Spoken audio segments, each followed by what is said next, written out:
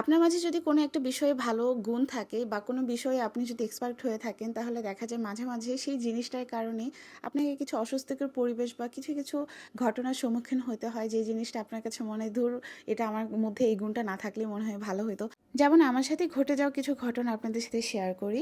কয়েক মাস আগে আমার নিজের ছোটো বোনের বিয়ের অনুষ্ঠানটা হয়, তো যেহেতু আমি ওর বড় বোন, তো আমার উপরে বেশ কিছু দায়িত্ব থাকে। আর সব মিলাই আমি দেখেছি নিজের বোনদের বিয়েতে না কেমন যেন একটা টেনশন কাজ করে। এর মধ্যেও আমি দেখি যে গায়ে হলুদ থেকে যখন মেহমানরা আসা শুরু করে দেয়, তখন বাসার মানে মেহমানদের যে ইচিপিচিগুলো থাকে তাদেরকে মেহেদি পরানোর দায়িত্ব আমাকে দেওয়া হয়। বা যখন আমি তাদেরকে বলি যে আমার অনেক কাজ আছে, কিন্তু তারপরে দেখি কিছু ভাবিদের বাচ্চা কাচ্চাকে যে না, তাদেরকে মেহেদি পরাইতেই হবে। আর যখনই আমি একজনকে বা দুইজনকে মেহেদি পরানো শুরু করি, তখনই দেখি যে হ্যাঁ, একটা বিশাল বড় একটা সিরিয়াল শুরু হয়ে গেছে যে ওর পরে ওকে দিয়ে দিতে হবে। কিন্তু এই সময়টাতে তারা একটাবারও ভাবছে না যে আমার নিজের বোনের যেহেতু বিয়ে, তাকে আমার মেহেদি পরায় দেওয়ার একটা বিষয় আছে। যাই হোক, ছোট বাচ্চাদেরকে আবার এমনও দেখেছি, কিছু কিছু ইচড়ে পাকা ছোট বাচ্চা থাকে, তাদেরকে ছোট কোনো ফ্লাওয়ার বা সুন্দর করে ছোট একটা ডিজাইন করে দিলে তারা কখনোই খুশি থাকে না। তারা বায়না করে থাকে যে না, আমাকে হাত ভর্তি করে মেহেদি পরায় দিতে হবে।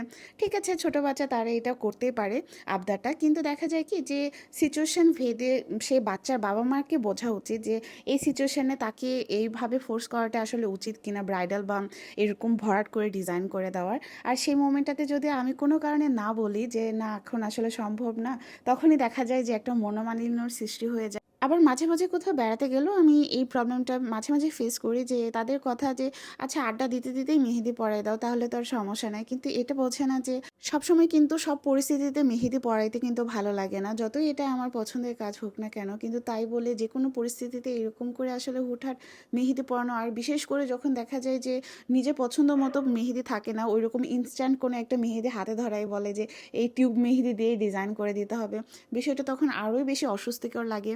তখন ওই মোমেন্টটাতে না পারি বলতে যে না, দিতে পারবো না, বা দেখা যায় যে কেমন না কেমন কি মনে করে, বলবে যে হ্যাঁ কিছু একটা পারে তাই বলে আবার এত ভাব নিতেছে। যার কারণে মাঝে মাঝে আমার কোথাও মানে কোনো দাওয়াতেও যেতে ইচ্ছে করে না, মনে হয় যে গেলেই তো ওখানে আমাকে মেহেদি পরাইতে বলবে।